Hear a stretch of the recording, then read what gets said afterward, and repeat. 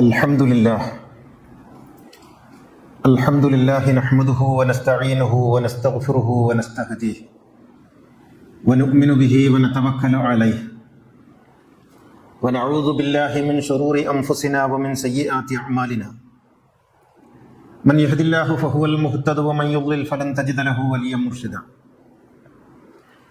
أشهد أن لا إله إلا الله وحده لا شريك له وأشهد أن نبينا محمدا عبده ورسوله أرسله بالهدى ودين الحق ليظهره على الدين كله ولو كره المشركون اللهم صل على رسولك سيدنا محمد وعلى آل سيدنا محمد اللهم بارك على سيدنا محمد وعلى آل سيدنا ومولانا وحبيبنا ومنجينا وهادينا ومرشدنا وشفيعنا وإمامنا وقدوتنا وقرة أعيننا محمد كما صليت وباركت على خليلك إبراهيم وآل خليلك إبراهيم في العالمين إنك حميد مجيد يا أيها الذين آمنوا اتقوا الله حق تقاته فلا تموتن إلا وأنتم مسلمون أعوذ بالله من الشيطان الرجيم بسم الله الرحمن الرحيم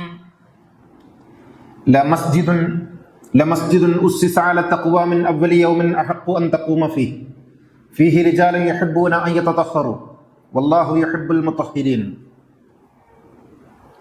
ബഹുമാന്യരായ സഹോദരന്മാരെ സഹോദരികളെ, തഖ്വയും വിശുദ്ധിയും പുലർത്തി ജീവിക്കാൻ എപ്പോഴും ശ്രദ്ധിച്ചുകൊണ്ടേയിരിക്കണമെന്ന് എന്നെയും നിങ്ങളെയും ഉണർത്തുകയാണ്. അള്ളാഹു നമ്മുടെ എല്ലാവരുടെയും എല്ലാ പാപങ്ങളും പുറത്ത് ശുദ്ധീകരിക്കുമാറാകട്ടെ. മുഹറം മാസത്തിൽ കർബലയെ പോലെ തന്നെ നാം ഓർക്കേണ്ടുന്ന വളരെ പ്രധാനപ്പെട്ട മറ്റൊരു ചരിത്ര സംഭവമുണ്ട്. ചരിത്രകാരന്മാരും പൗരോഹിത്യവും ഒക്കെ നമ്മളിൽ നിന്ന് മറച്ചു വച്ച ആ സംഭവത്തിൻ്റെ പേര് ഹർറ എന്നാണ്. ഹർറ എന്നത് ഒരുപക്ഷെ ഒരിക്കലും നാം ഓർക്കാൻ ഇഷ്ടപ്പെടാത്ത, നമ്മുടെ ഒക്കെ വിശ്വാസത്തെ തന്നെ ചോദ്യം ചെയ്യുന്ന, മലിനപ്പെടുത്തുന്ന ഒരു ഓർമ്മയാണ്. കർബല കഴിഞ്ഞതിന് ശേഷം അറേബ്യയിലെങ്ങും യസീദിനെതിരിൽ വളരെ ശക്തമായ ജനവികാരം രൂപപ്പെടുകയും പൊട്ടിപ്പുറപ്പെടുകയും ചെയ്തു. മക്കയിലും മദീനയിലും അത് അതിശക്തമായി. മദീനയിലുണ്ടായിരുന്ന യസീദിന്റെ ഗവർണർ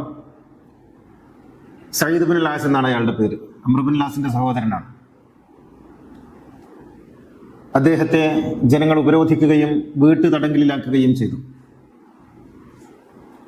എന്ന് മാത്രമല്ല, മദീനയിലുള്ള അമവി രാജകുടുംബത്തിൽപ്പെട്ട ചെറുതും വലുതുമായ എല്ലാവരെയും മദീനയിൽ നിന്ന് പുറത്തു പോകണം എന്ന ആവശ്യം ഉന്നയിച്ച് ജനങ്ങൾ ഉപരോധിച്ചു. ജനങ്ങൾ സ്വമേധയ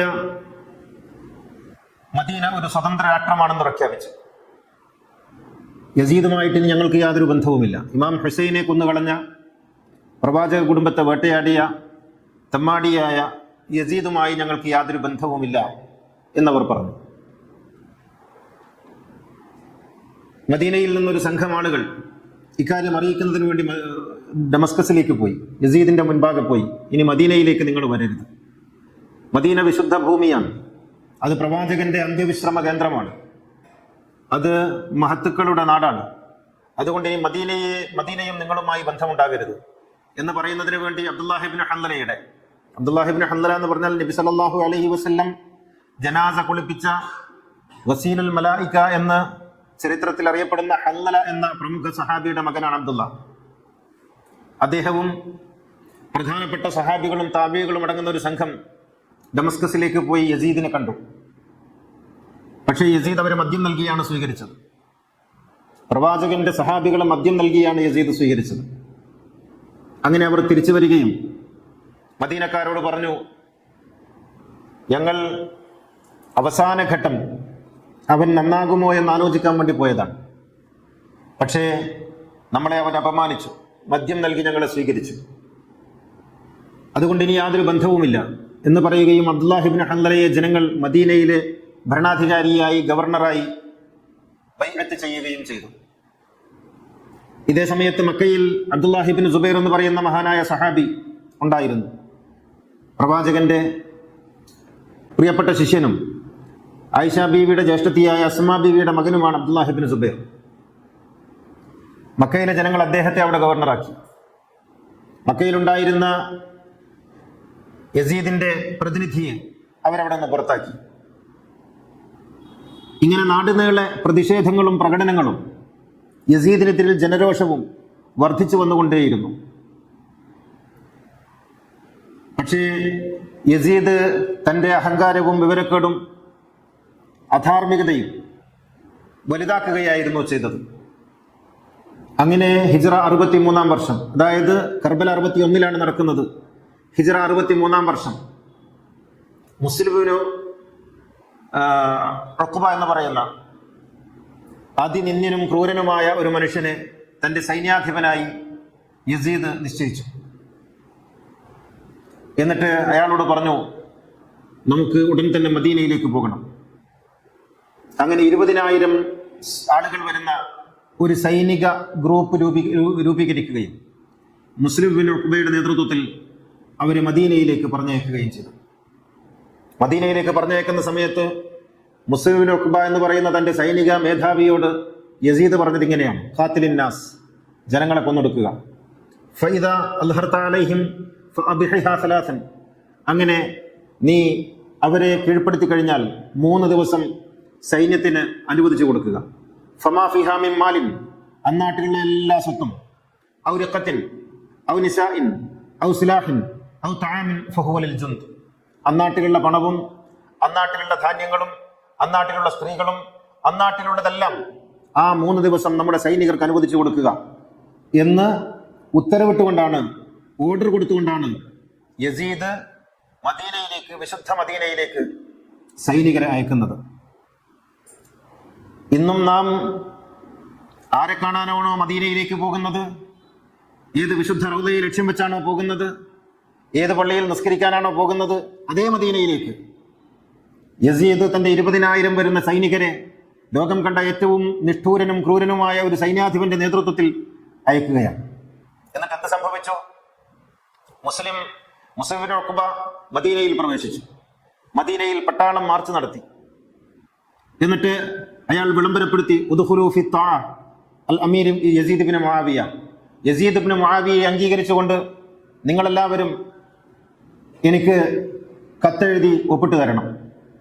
ആരും അതിന് തയ്യാറായില്ല.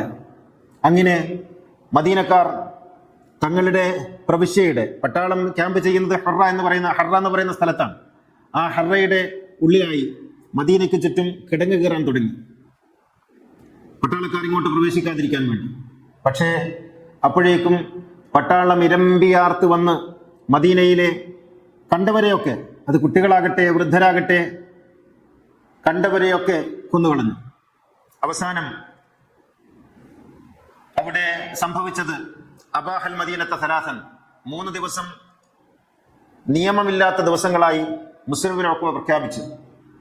നിയമങ്ങളില്ലാത്ത ദിവസം, അതായത് അസ്ദറ യസീദു അംറൻ, യസീദ് ഒരു ഓർഡർ പുറപ്പെടുവിച്ചു ലിജയ്ഷിഹി, സൈന്യത്തിന് വേണ്ടി, ബിഇബാഹത്തിൽ മദീനത്തിൽ മുനവ്വറ ലിമുദ്ദത്തി 3 അയ്യാം, 3 ദിവസം മദീന മുനവ്വറ പട്ടാളക്കാർക്ക് വിട്ടുകൊടുക്കാൻ വേണ്ടി. ഇസ്തബാഹൽ ജുനൂദ, അങ്ങനെ പട്ടാളക്കാർക്ക് അനുവദിച്ചു കൊടുത്തു. അൽ അംവാൽ, അന്നാട്ടിലെ സ്വത്ത്, വൽ അൻഫുസ്, അന്നാട്ടിലെ മനുഷ്യർ, വൽ അറാൽ, അന്നാട്ടിലെ മനുഷ്യരുടെ അഭിമാനം, വദഖലു അൽ ബുയൂത, അങ്ങനെ ഈ പട്ടാളക്കാർ എല്ലാ വീടുകളിലും പ്രവേശിച്ചു. വനഹബു വദഖലു അലൻ നിസാഇ വൽ വിൽദാൻ, കുട്ടികളെയും സ്ത്രീകളെയും അവർ അപമാനിക്കുകയും വീടുകളിൽ കയറി ഉള്ളതെല്ലാം കവർന്നെടുക്കുകയും ചെയ്തു. വഖത്ലു സഹാബത വഹഫാദൽ ഖുർആൻ, അവർ സഹാബികളെ കൊന്നൊടുക്കി, ഖുർആൻ മനപാഠമാക്കിയവരെ കൊന്നൊടുക്കി. ഖുതില ഫീ ഹാദിഹിൽ മൈരിക, ഈ കാലയളവിൽ മരണപ്പെട്ടത് വയ്യാമൽ ഇബാഹത്തി, ഈ 3 ദിവസം എന്ന് പറയുന്ന നിയമമില്ലാത്ത ദിവസങ്ങളിൽ അവർ കൊന്നൊടുക്കിയത് മിൻ ഖിയാരി സഹാബത്തി മിനൽ മുഹാജിരീന വൽ അൻസാർ, മുഹാജിറുകളിലും അൻസാറുകളിലും പെട്ട മഹാന്മാരായ സഹാബികളെയാണ് അവർ കൊന്നൊടുക്കിയത്. ഓർത്തു നോക്കണം, ഇതിനാണ് ഹർറ സംഭവം എന്ന് പറയുന്നത്. എനിക്ക് തോന്നുന്നു ഇത് ആരും കേട്ട സംഭവമല്ല, ഇതാരെയും പഠിപ്പിച്ചിട്ടില്ല. ഇങ്ങനെ ഒരു സംഭവം ഉണ്ടായിട്ടുണ്ടെന്ന്. കർബല കഴിഞ്ഞ് 2-ാം വർഷം ഹർറ ഉണ്ടായി മദീനയിലേക്ക്. എത്രത്തോളം എന്ന് വെച്ചാൽ മദീന പള്ളിയിൽ മുനവ്വറയിൽ വിശുദ്ധ ഖുർആൻ പറഞ്ഞ മസ്ജിദുൻ ഉസ്സിസ അല തഖ്വ, ഭക്തിയിൽ നിർമ്മിതമായ പള്ളി, വിശുദ്ധ പ്രവാചകന്റെ കരം കൊണ്ട് നിർമ്മിതമായ പള്ളി. ആ പള്ളിയിൽ ജുമുഅ മുടങ്ങി, നിസ്കാരങ്ങൾ മുടങ്ങി, ബാങ്ക് വിളി ഇല്ലാതായി. ഓർത്തു നോക്കണം, മദീന പള്ളിയിൽ നിസ്കാരം മുടങ്ങി ഒരേ ഒരു സംഭവമേ ഉണ്ടായിട്ടുള്ളൂ. റസൂലുള്ള വഫാത്തായിട്ട് പോലും മദീന പള്ളിയിൽ നിസ്കാരം മുടങ്ങിയിട്ടില്ല. റസൂലുള്ള വഫാത്തായ കാലയളവിലും മദീന പള്ളിയിലെല്ലാം നടന്നിട്ടുണ്ട്. പക്ഷേ മദീന പള്ളിയിൽ നിസ്കാരം മുടങ്ങിയത് ഹർറ സംഭവത്തിലാണ്. മദീന പള്ളിയിൽ ജുമുഅ മുടങ്ങിയത് എന്ന് മാത്രമല്ല, റസൂലുള്ള ഖുതുബ നിർവഹിച്ച മിമ്പറിൽ മൂത്രമൊഴിച്ചു. റസൂലുള്ള ഖുതുബ നിർവഹിച്ച മിമ്പറിൽ മൂത്രമൊഴിച്ചു. നമ്മൾ റൗളയിൽ പോകുന്നില്ലേ, റൗളയിൽ ഇരിക്കാനും റൗളയിൽ പ്രാർത്ഥിക്കാനും പോകുന്നില്ലേ, ആ റൗളയിലായിരുന്നു ഈ സൈനികർ തങ്ങളുടെ കുതിരകളെ കെട്ടിയിട്ടത്. കുതിരകൾ മൂത്രമൊഴിച്ചതും കുതിരകൾ ചാണകമിട്ടതും റൗളയിലായിരുന്നു. ഓർത്തു നോക്കണം, ഹർറ സംഭവം. ഇത് നമ്മുടെ പാഠപുസ്തകങ്ങളിലില്ല, ഇത് നമ്മളെ പഠിപ്പിക്കുന്നില്ല. കാരണം പഠിപ്പിച്ചാൽ യസീദ് ഇത് ചെയ്തു എന്ന് പറയേണ്ടി വരും, മുആവിയുടെ മകൻ ഇത് ചെയ്തു എന്ന് പറയേണ്ടി വരും, അബൂ സുഫിയാന്റെ പേരക്കുട്ടി ഇത് ചെയ്തു എന്ന് പറയേണ്ടി വരും. ഇത് താരീഖ് തബ്രിയിൽ 5-ാം വാള്യത്തിൽ 495-ാമത്തെ പേജ് മുതൽ പേജുകളിൽ എഴുതി വെച്ചിട്ടുണ്ട്. വായിച്ചു നോക്കണം. ഇത് എവിടുന്നോ ശൂന്യതയിൽ നിന്ന് എടുത്ത കഥയല്ല, ഇത് ഭാവന സൃഷ്ടിയല്ല. താരീഖ് തബ്രിയിൽ 495 മുതൽ 5-ാം വാള്യത്തിൽ എഴുതി വെച്ച കഥ, ചരിത്രമാണ് ഞാൻ പറയുന്നത്. പള്ളിയിൽ, മദീന പള്ളിയിൽ മിമ്പറിൽ മൂത്രമൊഴിക്കുകയും റൗളയിൽ കുതിരകളെയും ഒട്ടകങ്ങളെയും കെട്ടുകയും നിസ്കാരവും ജുമുഅയും മുടങ്ങുകയും ബാങ്ക് വിളി മുടങ്ങുകയും ചെയ്ത സംഭവത്തെ ഓർത്തു നോക്കണം. എന്നിട്ട് ഈ യസീദിനെയാണ് മഹത്വപ്പെടുത്തുന്നത്. ഇങ്ങനെ ലോക ചരിത്രത്തിൽ ആരെങ്കിലും ചെയ്തിട്ടുണ്ടോ? എന്നിട്ട് മുസ്ലിം ബിൻ ഉഖ്ബ എന്ന് പറയുന്ന മനുഷ്യൻ അവിടെയുള്ള സഹാബികളായിട്ടുള്ള ആളുകളെ മുഴുവനും കൊന്നൊടുക്കി. എന്നിട്ട് മറമാടാൻ വേണ്ടി നോക്കിയപ്പോ ഒരു വലിയ കുഴി കുത്തിയിട്ട് ആ കുഴിയിലേക്ക് ഒന്നിച്ച് വലിച്ചിടുകയായിരുന്നു ചെയ്തത്. ഖബറിൽ മറമാടാൻ പോലും തയ്യാറായില്ല. സഹാബികളുടെ മൃതദേഹം, സഹാബികളുടെ ജനാസ മറമാടാൻ പോലും തയ്യാറായില്ല. വലിയ കുഴി കുത്തിയിട്ട് ആ കുഴിയിൽ ഒന്നിച്ചിടുകയാണ് ചെയ്തത്. കാരണം 1000-ത്തിലധികം സഹാബികളെയാണ്, 1000-ത്തിലധികം ഹുഫാദ് ഖുർആൻ മനഃപ്പാഠമാക്കിയ ആളുകളെയാണ് യസീദിന്റെ സൈന്യം, കിങ്കരന്മാർ കൊന്നൊടുക്കിയത് എന്ന് നമ്മൾ അറിയണം. ഇതിന് മാരിക്കത്തു ഹർറ എന്നാണ് ചരിത്രത്തിൽ അറിയപ്പെടുന്നത്. ഹർറ യുദ്ധം അല്ലെങ്കിൽ ഹർറ സംഭവം. മദീനയെ പിച്ച് ചിന്തിയ, മദീനയെ നശിപ്പിച്ച, മദീനയുടെ സകല വിശുദ്ധിയും നഷ്ടപ്പെടുത്തിയ ആയിരക്കണക്കിന് സ്ത്രീകളാണ് മാനഭംഗപ്പെടുത്തപ്പെട്ടത് സ്വന്തം മക്കളുടെ മുന്നിൽ വെച്ച്. നമ്മൾ ഈ ഗുജറാത്തും പിന്നെ ഇതൊക്കെ പറയല്ലോ, അവിടെയൊക്കെ നടന്ന നിഷ്ഠൂര സംഭവങ്ങൾ തീർച്ചയായിട്ടും അത് കരളലിയിപ്പിക്കുന്നതാണ്. പക്ഷേ ഇതൊക്കെ കാണിച്ചു കൊടുത്താരാന്നറിയോ നിങ്ങൾ? ഇതിനൊക്കെ മാതൃക ഉണ്ടാക്കിയതാരാണെന്നറിയോ? ഈ മുസ്ലിങ്ങൾ വിവരമില്ലാതെ തെർലിയത്ത് ചെല്ലുന്ന ആളുകൾ ചെയ്തു കൂട്ടിയ കാര്യങ്ങളെ കുറിച്ചാണ് ഇത് പറയുന്നത്. ആലോചിക്കാൻ പറ്റുമോ നമുക്ക്? ഇവിടെ ബാബരി മസ്ജിദ് പൊളിച്ചു. എത്ര ഭീകരമായ നിന്ദ്യമായ സംഭവമാണ്, ലോകം മുഴുവൻ അപലപിച്ചില്ലേ? എങ്കിൽ മദീന പള്ളിയിൽ കയറിയിട്ട് റസൂലുള്ള ഉറങ്ങിക്കിടക്കുന്ന റസൂലുള്ളാന്റെ ഖബ്ർ ഷരീഫിനടുത്ത് ഇപ്പുറത്ത് റസൂലുള്ള കയറി ഖുത്ബ നിർവഹിച്ച മിമ്പറിൽ കയറി മൂത്രമൊഴിച്ച സംഭവത്തെ കുറിച്ച് നിങ്ങൾക്ക് എന്ത് തോന്നുന്നു? എന്താ ഇതൊന്നും നമ്മൾ പഠിക്കാതെ പോയി? എന്താ ഇതൊന്നും നമ്മൾ അറിയാതെ പോയി? എന്താ ഇതൊന്നും നമുക്ക് പറഞ്ഞു തരാത്തത്? വലിയ വലിയ വർത്താനം പറയല്ലോ. അബൂജഹലല്ല ഇസ്ലാമിന്റെ ശത്രുവായി, ഖുർആനിന്റെ ശത്രുവായി, പ്രവാചകന്റെ ശത്രുവായി, ഈ സമൂഹത്തിന്റെ ശത്രുവായി തീർന്നിട്ടുള്ളത് അബൂജഹലിനേക്കാൾ വലിയ മുആവിയയും അയാളുടെ അച്ഛൻ അബൂ സുഫിയാനും അയാളുടെ മകൻ യസീദുമാണ്. അവരുടെ ഭരണമാണ്, അവരുടെ കിങ്കരന്മാരാണ്. ഇത് നമ്മുടെ ചരിത്രത്തിൽ തീർന്നിട്ടില്ല. ഈ മാരിക്കത്തെ ഹർറയിൽ തീർന്നിട്ടില്ല. എന്നിട്ട് അതിനുശേഷം അബ്ദുല്ലാഹിബ്നു സുബൈറിനെ കൊല്ലാൻ വേണ്ടി മക്കയിലേക്ക് പുറപ്പെടുകയാണ്. മദീനയിൽ നിന്ന് മക്കയിലേക്ക് പുറപ്പെടുന്ന സമയത്താണ് മുസ്ലിം ബിൻ ഉഖ്ബ എന്ന് പറയുന്ന സൈന്യാധിപന് രോഗം ബാധിക്കുന്നതും വഴിയിൽ വെച്ച് മരണപ്പെടുന്നതും. അതുകൊണ്ടാണ് മക്കയിലേക്ക് അപ്പ പോകാതിരുന്നത്. പക്ഷെ പിന്നെ പോയി, മക്കയെയും ആക്രമിച്ചു. മസ്ജിദുൽ ഹറാമിൽ പോയി കഅബ തകർത്തു എന്നൊക്കെ പറയുമ്പോൾ നമ്മൾ വിചാരിക്കുന്നത് അതൊക്കെ നടക്കുമെന്നാണ്. കഅബ തകർത്തു. കഅബയുടെ നേരെ മുമ്പിലുള്ള മലയിൽ തെറ്റുവില്ല് വെച്ച് അതിൽ നിന്ന് പിന്നെ കല്ലുകൾ കഅബക്ക് നേരെ ഉതിർത്ത് കഅബ പൊളിച്ചു. അവിടെ ഉംറയ്ക്ക് വന്നിരുന്ന തവാഫിന് വന്നിരുന്ന ആളുകളെ കൊന്നു. അവസാനം അസ്മാ ബീവിയുടെ മകൻ സുബൈറിനെ, അബ്ദുല്ലാഹിബ്നു സുബൈറിനെ പിടിച്ച് അവിടെ തൂക്കിക്കൊന്നു. മക്കയും മദീനയും വിശുദ്ധമെന്ന് നമ്മൾ വിശ്വസിക്കുകയും നമ്മൾ പുണ്യത്തിന് വേണ്ടി പോവുകയും തീർത്ഥാടനം നടത്തുകയും ഹജ്ജിനും ഉംറയ്ക്കും പോവുകയും അല്ലേ? അവിടെ വെച്ച് നിസ്കരിച്ചാലും അവിടെ വെച്ച് പ്രാർത്ഥിച്ചാലും ഒക്കെ ഉത്തരം കിട്ടുമെന്ന് നമ്മൾ കരുതുകയും ചെയ്യുന്ന ആ വിശുദ്ധ മണ്ണിൽ നടമാടിയിട്ടുള്ള ക്രൂരതകളെ കുറിച്ചാണ് ഞാൻ പറഞ്ഞു വരുന്നത്. എന്നിട്ട് ഇവരെങ്ങനെ ഒരേ നുഖത്തിൽ എങ്ങനെ കെട്ടുന്നു? എങ്ങനെയാണ് ഇമാം ഹുസൈനെയും യസീദിനെയും ഒരേ നുഖത്തിൽ കെട്ടുന്നത്? എങ്ങനെയാണ് അലിയിനെയും മുആവിയെയും ഒരേ നുഖത്തിൽ കെട്ടുന്നത്? എങ്ങനെയാണ് ഈ ചരിത്രം ഒന്നിച്ച് വായിച്ചു പോകാൻ കഴിയുന്നത്? എന്നിട്ട് നമുക്കറിയില്ല മഹത്തുക്കളായ സഹാബികൾ ചെയ്ത കാര്യങ്ങളെ കുറിച്ച് നമ്മൾ വിധി കൽപ്പിക്കരുത് എന്ന് പറയാൻ എങ്ങനെ സാധിക്കുന്നു? മദീന പള്ളിയിൽ ഇമാതിരി തമ്മാടിത്തങ്ങൾ കാണിച്ച ആളുകളെ കുറിച്ച് പറയാൻ നമ്മൾ എന്തിനാണ് ഭയപ്പെടുന്നത്? പ്രവാചകന്റെ എത്രയെത്ര വചനങ്ങൾ, വിശുദ്ധ ഖുർആനിലെ എത്രയെത്ര വചനങ്ങൾ വളരെ വ്യക്തമായി നമുക്കിത് മനസ്സിലാക്കി തരുന്നു. മദീന പള്ളി, പ്രവാചകൻ നിർമ്മിച്ച പള്ളി, വിശുദ്ധ ഖുർആനിൽ പേരെടുത്ത് പ്രശംസിച്ച പള്ളി, ഇബ്രാഹിം നബി നിർമ്മിച്ച കഅബാലയം, ഈ രണ്ട് വിശുദ്ധ ഭവനങ്ങളെ അനാദരിക്കുകയും അവിടെ വൃത്തികേടാക്കുകയും ചെയ്ത ആളുകൾ എങ്ങനെയാണ് ചരിത്രത്തിൽ മഹത്വപ്പെടുത്തപ്പെടാൻ കഴിയുന്നത്? എങ്ങനെയാണ് അവരെ നമുക്ക് ആദരിക്കാൻ സാധിക്കുന്നത്? എന്തുകൊണ്ട് സത്യമായി പറയാൻ ഈ പണ്ഡിതന്മാർ ഇപ്പോഴും പേടിക്കുന്നു, മടിക്കുന്നു എന്നാണ് ഞാൻ അത്ഭുതപ്പെടുന്നത്. സത്യമായി പറയണം. താരീഖു തബ്രിയിൽ അല്ലെങ്കിൽ തബ്രി എഴുതിയത് കള്ളമാണെന്ന് പറയണം. തബ്രി കള്ളം എഴുതുന്നയാളാണ് എന്ന് പറയണം. ഇപ്പോഴും അംഗീകരിക്കുന്ന കിതാബാണല്ലോ തബ്രി. അതിൽ മാരിക്കത്തെ ഹർറയെ കുറിച്ച് എഴുതിയതൊക്കെ കള്ളമാണ് എന്ന് പറയണം. എനിക്ക് തോന്നുന്നു ഇതൊന്നും പലരും പഠിച്ചിട്ട് തന്നെ ഉണ്ടാവില്ല, അറിഞ്ഞിട്ട് പോലും ഉണ്ടാവില്ല. കാരണം ഇതൊന്നും അറിയിക്കാതിരിക്കാൻ ആരൊക്കെയോ ബോധപൂർവമായി ശ്രമിച്ചിട്ടുണ്ട്. മാരിക്കത്തു ഹർറ എന്ന് നിങ്ങൾ ഒന്ന് സെർച്ച് ചെയ്തു.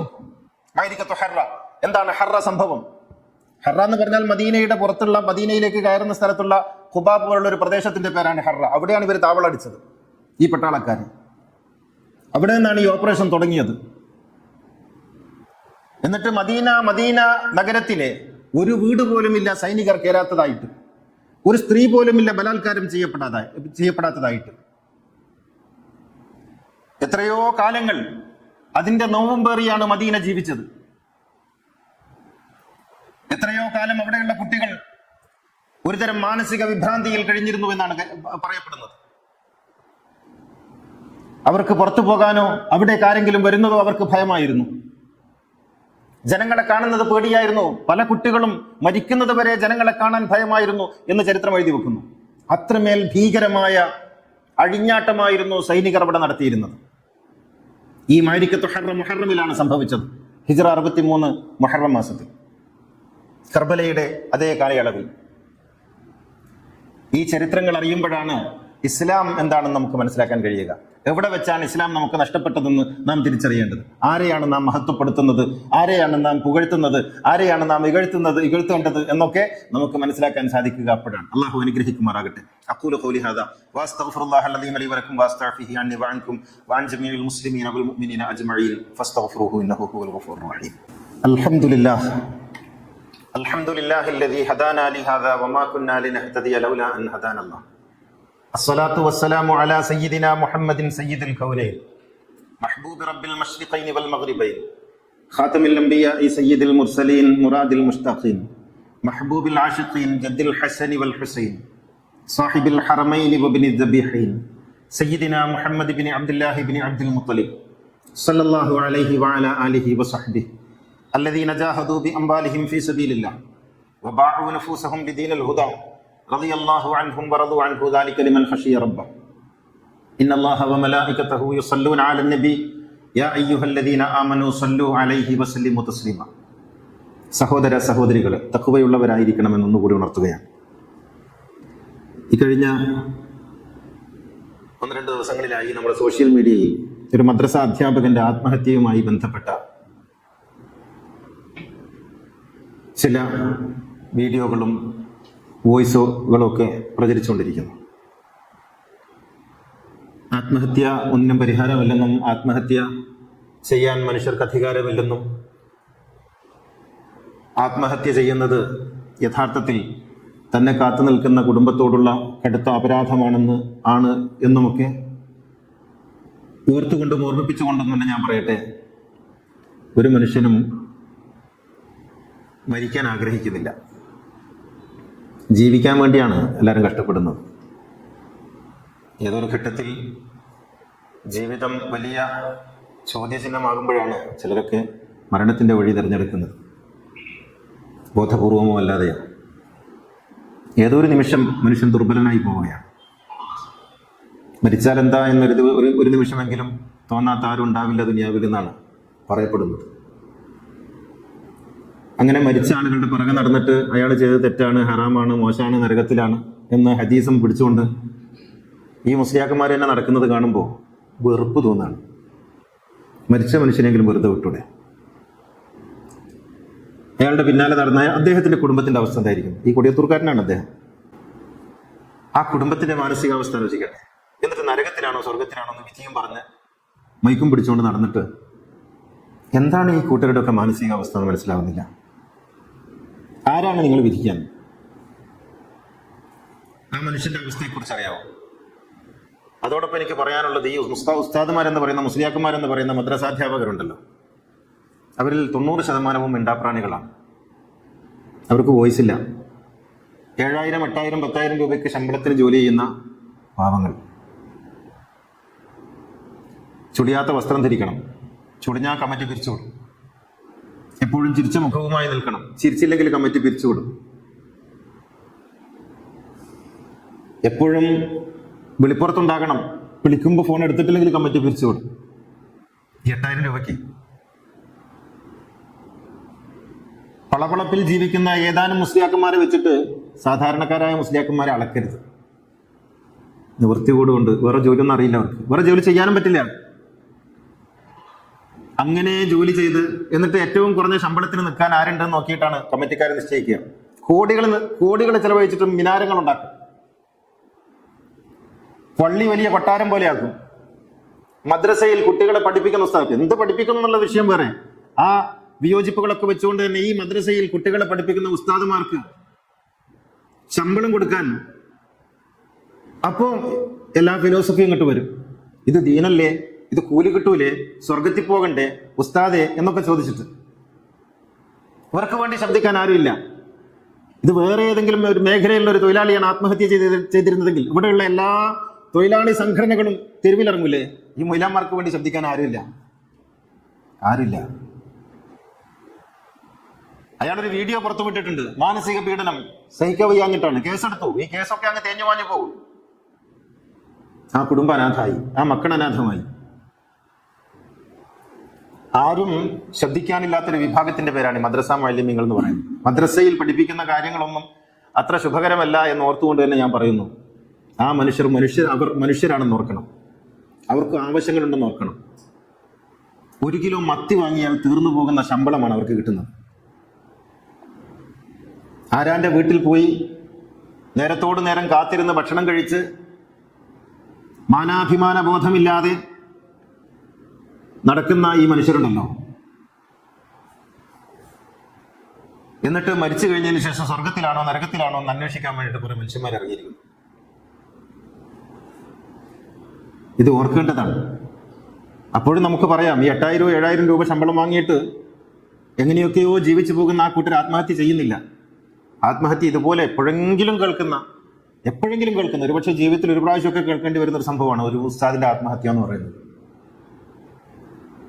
കാരണം അത്രമേൽ അവർ സഹിച്ച് ജീവിക്കുന്നു എന്നുള്ളതാണ്. എന്നിട്ട് ആരെങ്കിലും കൊടുക്കുന്ന കൈക്കൂലിയെ കുറിച്ചും കൈമടക്കിനെ കുറിച്ചുമാണ് കമ്മിറ്റിക്കാർ പറയും. ഇവിടുന്ന് കൈമടക്ക് കിട്ടും. കൈമടക്ക് വാങ്ങണ്ടെന്നും ഞങ്ങൾ മാന്യമായ ശമ്പളം തരാമെന്നും പറഞ്ഞിട്ടല്ലേ ഉസ്താദുമാരെ നിർത്തേണ്ടത്. മഹല്ല് കമ്മിറ്റി എന്ന് പറയുന്നത് മാന്യമായ അഭിമാന ബോധത്തോടു കൂടി ഉസ്താദുമാർക്ക് ജീവിക്കാനുള്ള അവസരം ഉണ്ടാക്കണം. ഈ വീടുകളിൽ പോയി ഭക്ഷണം കഴിക്കുന്ന നിന്ദ്യമായ അവസ്ഥ അവസാനിപ്പിക്കണ്ടേ? എന്നിട്ട് അവർക്ക് പള്ളിയിൽ ഭക്ഷണം ഉണ്ടാക്കാനുള്ള സൗകര്യം ചെയ്തു കൊടുക്കണം. മദ്രസ കഴിഞ്ഞാൽ അവർക്ക് മാന്യമായി ചെയ്യാവുന്ന തൊഴിലുകൾ കമ്മിറ്റി കാണിച്ചു കൊടുക്കണം. അതിന് പറ്റാത്തവരെന്തിന് ഈ പള്ളിയും കമ്മിറ്റിയും ഭരിക്കാൻ വരുന്നു? ഇവര് മുതലാളിമാരാണ്. എൻ്റെ നാട്ടിലൊക്കെ ഉണ്ട് ചില ആൾക്കാർ. പള്ളിയിൽ പോകും, എന്നിട്ട് ഉസ്താദുമാരെ പേടിപ്പിക്കും, ഉസ്താദുമാരെ ഭീഷണിപ്പെടുത്തും. ഇവനോട് ചിരിച്ചിട്ടില്ലെങ്കിൽ ഇവന് ഉസ്താദുമാർക്കെതിരെ പള്ളി കമ്മിറ്റിയിലേക്ക് പരാതി. ഇവനെ കണ്ടിട്ട് സലാം അങ്ങോട്ട് ആദ്യം ചൊല്ലിയിട്ടില്ലെങ്കിൽ പള്ളി കമ്മിറ്റിയിലേക്ക് പരാതി. ദീനിന്റെ മുതലാളിമാര്, മുഹമ്മദ് നബിയുടെ മുതലാളിമാരാകാൻ വേണ്ടി കുറെ ആൾക്കാർ. ഞാൻ പറയുന്നു, മനുഷ്യന്മാരായിട്ടെങ്കിലും അംഗീകരിക്കണം ഈ ഉസ്താദുമാരെയൊക്കെ. അവർ മക്കളെ പഠിപ്പിക്കാൻ വേണ്ടി. അവർ പഠിപ്പിക്കുന്നത് നിങ്ങൾ സ്വീകരിക്കുന്ന മതം, നിങ്ങൾ ഇഷ്ടപ്പെടുന്ന മതം, അത് മാവയുടെ മതമാണ്. ആ മതമെങ്കിലും ആ മതമാണെങ്കിൽ ആ മതം പഠിപ്പിക്കാൻ വേണ്ടി നിങ്ങളുടെ മക്കളെ അയക്കുന്ന ഈ ഉസ്താദുമാരുണ്ടല്ലോ, അവരെ മാന്യമായി ജീവിക്കാൻ അനുവദിക്കണം. അവർക്ക് മാന്യമായി ജീവിക്കാനുള്ള ശമ്പളം കൊടുക്കണം, അതിനുള്ള സൗകര്യങ്ങൾ ചെയ്തു കൊടുക്കണം. അവർക്ക് വേറെ ജോലി ചെയ്തുകൂടെ എന്നൊക്കെ ചോദിക്കും. ജോലി ചെയ്യാനുള്ള അവസരം കൊടുക്കണം. ഉസ്താദുമാരെ ഏത് കടയിലാണ് ഉസ്താദുമാരെ വെക്കുക? ആരാണ് ഉസ്താദുമാരെ ജോലിക്കെടുക്കുക? അതിന് കമ്മിറ്റി ഉണ്ടാക്കണം, അവസരങ്ങൾ ഉണ്ടാക്കണം. ഈ മനുഷ്യന്റെ ആത്മഹത്യ, അതേക്കുറിച്ച് ചിന്തിക്കാൻ മഹല്ല് കമ്മിറ്റികൾക്കും ഗവൺമെന്റിനും ഒരു കാരണമായി തീരട്ടെ എന്ന് ഞാൻ ആഗ്രഹിക്കുകയാണ്. ഗവൺമെന്റ് മുഅല്ലിം ക്ഷേമനിധി പെൻഷനൊക്കെ ആക്കിയിട്ട് 1000 രൂപ 2000 രൂപ റിട്ടയർഡ് ആയതിനു ശേഷം അധ്യാപകർക്ക് കൊടുക്കുക. അതുകൊണ്ടൊന്നും ഒരു കാര്യമില്ല. ജീവിക്കുന്ന കാലത്ത്, അവർ ജോലി ചെയ്യുന്ന കാലത്ത് അവർക്ക് തൊഴിൽപരമായ അവകാശങ്ങൾ ലഭിക്കുന്നുണ്ടോ എന്ന് അന്വേഷിക്കാൻ, അവരുടെ പ്രശ്നങ്ങൾ പരിഹരിക്കപ്പെടുന്നുണ്ടോ എന്ന് അന്വേഷിക്കാൻ ഗവൺമെന്റിനും വഖഫ് ബോർഡിനും ഒക്കെ ബാധ്യതയുണ്ട്. ഇവിടെയുള്ള സംവിധാനങ്ങൾക്ക് ബാധ്യതയുണ്ട്, മഹല്ല് കമ്മിറ്റികൾക്ക് ബാധ്യതയുണ്ട്. അല്ലാതെ മദ്രസയിൽ പഠിപ്പിക്കുന്നു എന്നതിന്റെ പേരിൽ ഒരു മനുഷ്യൻ പീഡിപ്പിക്കപ്പെടുന്നുണ്ടെങ്കിൽ തീർച്ചയായും അത് കർശനമായി ചോദ്യം ചെയ്യപ്പെടേണ്ട സംഗതി തന്നെയാണ്. അള്ളാഹു അനുഗ്രഹിക്കുമാറാകട്ടെ. അല്ലാഹുമ്മ ഗ്ഫിർ ലിൽ മുഅ്മിനീന വൽ മുഅ്മിനാത്ത് വൽ മുസ്ലിമീന വൽ മുസ്ലിമാത്ത് അൽ അഹ്യാഇ മിൻഹും വൽ അംവാത്ത് ഇന്നക മുജീബുദ് ദഅവാതി വഖാദിൽ ഹജാത്ത് طيب ثراهم واجعل الجنة مأواهم ربنا آتنا في الدنيا حسنة وفي الآخرة حسنة وقنا عذاب النار ربنا اغفر لنا ولإخواننا الذين سبقونا بالإيمان ولا تجعل في قلوبنا غلا للذين آمنوا ربنا إنك رؤوف رحيم وآخر الدعاء الحمد لله.